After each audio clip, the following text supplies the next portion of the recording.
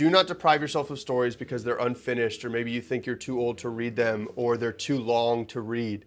The big message of this video is to push past those things and to enjoy these stories because of how good they are.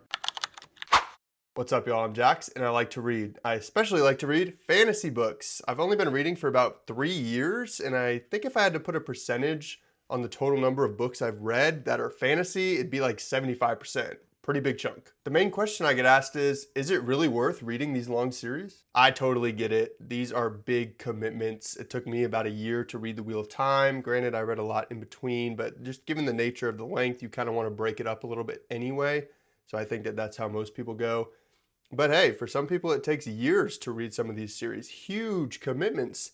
So I'm going to let you know from the series that I have read whether I think they're actually worth it or not. You saw it in the thumbnail, so let's talk about it first. The Stormlight Archive by Brandon Sanderson. There are 5 books in this series, and they're all huge. They're all thick like this. Every single one is over 1,000 pages. This is a great example of, man, this is a huge commitment. Is this really going to be worth it? And let me tell you what, yes, it is absolutely worth it. Kaladin is one of my favorite characters ever. There are a lot of amazing supporting cast. I love Navani, Dalinar, Adolin, Shallan, Yasna. They're all fantastic.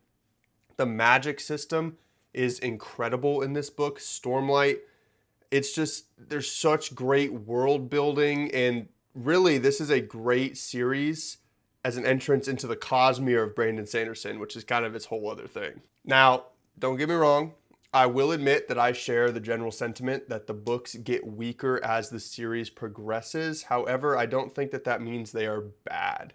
It's like comparing gold to silver, perhaps, in my mind.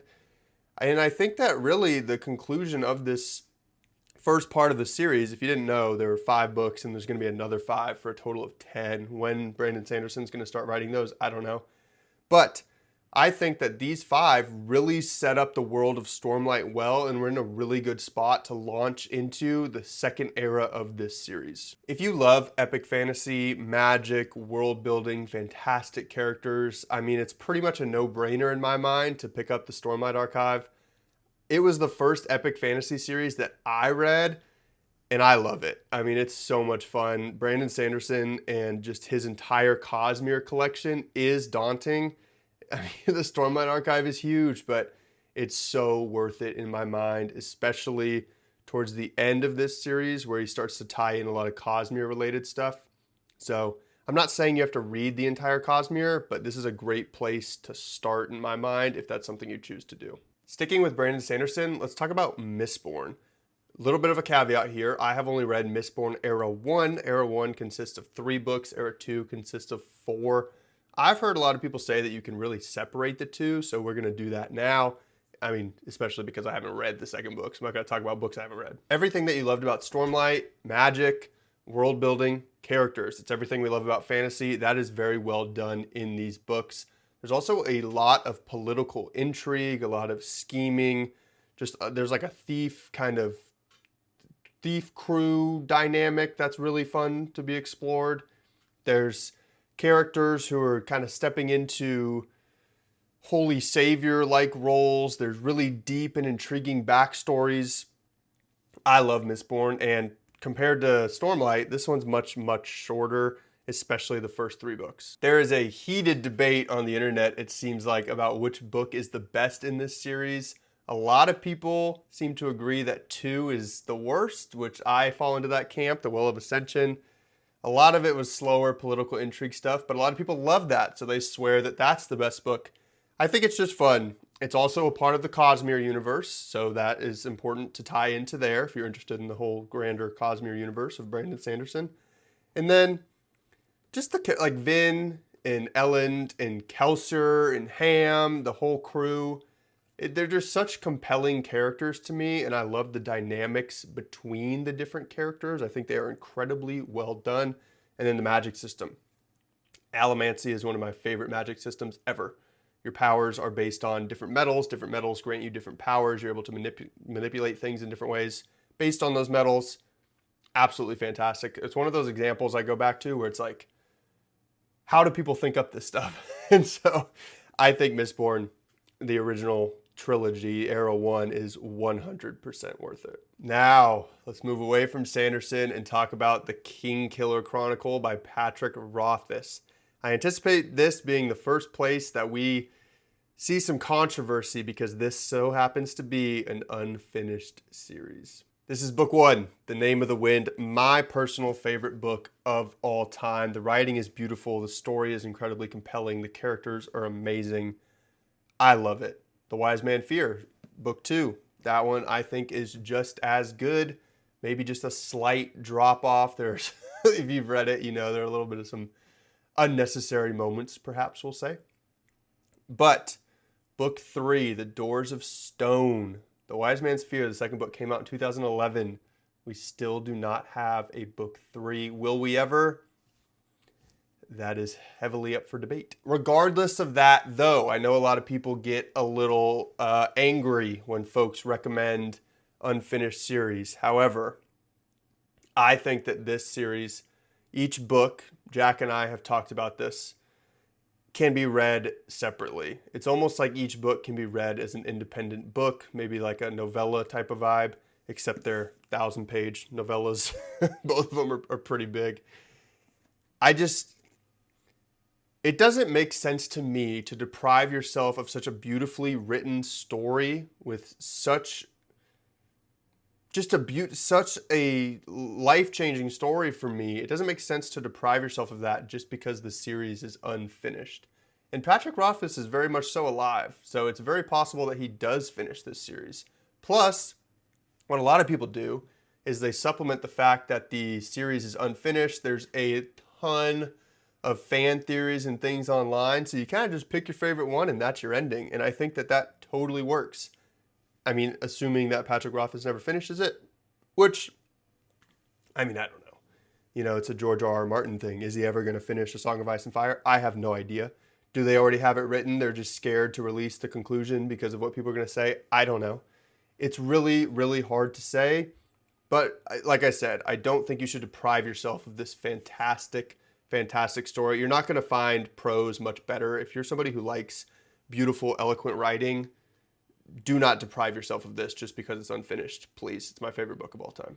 This next one is probably the biggest no-brainer for me on this list. It's Percy Jackson and the Olympians. I cannot tell you how much I love this story, how much I've loved it my entire life. I don't know if y'all were big attendees of the Scholastic book fairs, but these covers, every time I walked into one of those back in elementary school, middle school, it was like beeline for these. These are such awesome OG covers. I love that I have a set. Most folks know Percy Jackson and the Olympians, whether it's from the book or from the TV shows, the movies.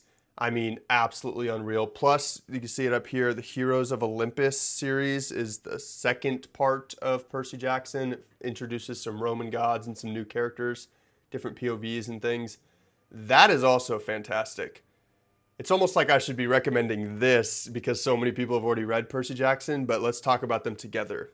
Just urban fantasy, Greek gods, Roman gods, incredibly compelling characters. It's more young adult, but I have reread these recently, having read them when I was younger a few times, and they hold up so well. It is one of the most fun stories I've ever read, and I love the way that the characters are expanded upon, and I love the new characters that are introduced in the Heroes of Olympus. It's just one of those things where, like, if people say, oh, I'm too old to read young adult. No, you're not. And you're not. It's just, do not deprive yourself. The big theme here is, like, do not deprive yourself of stories because they're unfinished, or maybe you think you're too old to read them, or they're too long to read.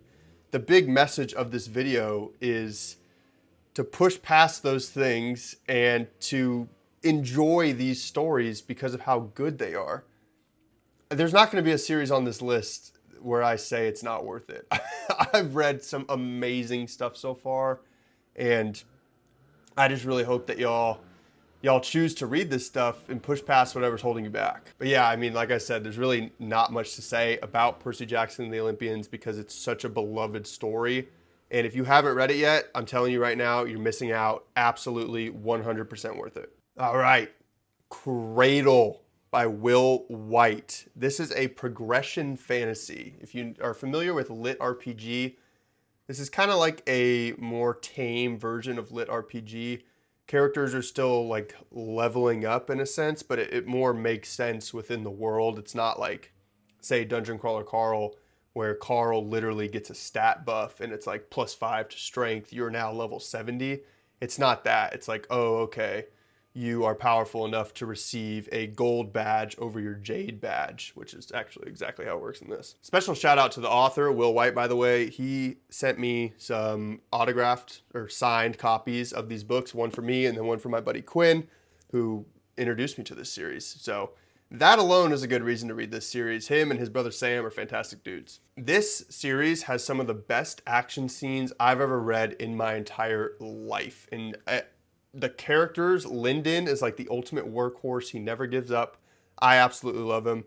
This is my favorite book, Uncrowned, which is why he sent me this one. It's book 7. There are 12 total, 13 if you count Threshold, which is like a collection of stories that you definitely want to read if you've read the whole stories, because it just gives you more Cradle. Each book is like, I don't know, 200 to 450 pages, somewhere in there. So it's much shorter. Yes, there are 12 books, but it reads really fast, especially because of the addictive nature of like progression fantasy and lit RPG type stuff. I'm telling you right now, you fall in love with Lyndon and Yaren and Ethan and everyone else basically immediately. Some of the things that Lyndon does to push himself to be as powerful as possible are just unfathomable, and he's one of those characters that you read and it makes you want to be a better person in real life. It's just really powerful when stuff like that happens. I think Kaladin from the Way of Kings and just the Stormlight Archive, like I talked about first in this video, is another great example of that.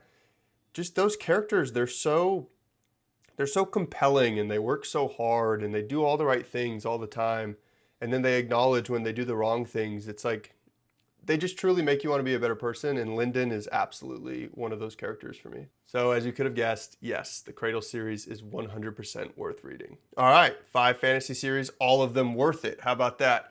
What I think I'm going to do is break this video into 2 parts. So this was part 1. We covered the Stormlight Archive, Mistborn, the Kingkiller Chronicle, Percy Jackson and the Olympians, and Cradle, 5 of my favorite fantasy series of all time. In the next video, we will cover another 5. So come back to the channel. I'm going to probably post these videos back to back just so I don't have to keep y'all waiting and all that.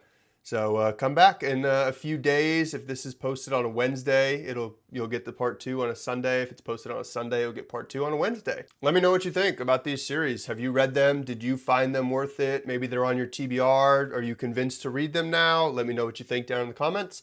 And if you like this video, please leave a like, please subscribe, and I will see you in the next video where we talk about 5 more fantasy series and whether they are worth it or not.